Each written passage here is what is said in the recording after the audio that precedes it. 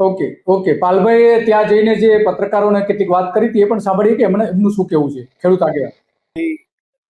મુઠેડા એક લાઈન નીકળે છે અને આમ તો પાલભાઈની વાતની સાથે હું સહમત છું અને ખરેખર ખેડૂતોની સાચી દિશામાં માર્ગદર્શન આપવા માટે પાલભાઈ આશ્ચર્યની વાત એ છે સક્રિય હોય કે છે. જે લાઈનો નીકળે છે પાલભાઈને બોલવા દો, એ પાલભાઈને બોલવા દો. લાઈનોના જાહેરનામા હજી તો આવ્યા નથી અને કામ ચાલુ થઈ ગયા એવાય કેટલાય ખેડૂતોની ફરિયાદો છે, અમારા ધ્યાનમાં પણ આવી છે.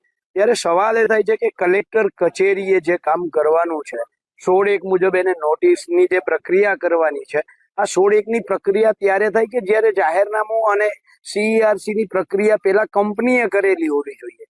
કંપની પોતે જ જે નિયમોનું પાલન કરવાનું છે એ પાલન નથી કરતી, તો એ પાલન કરાવવું એ કલેક્ટરની જવાબદારીમાં આવે છે અને કલેક્ટરે એ નોર્મ્સનું પાલન થયું છે કે નથી થયું એ જોયા, ચેક કર્યા પછી જ ખેડૂતોને નોટિસ આપવાની હોય છે.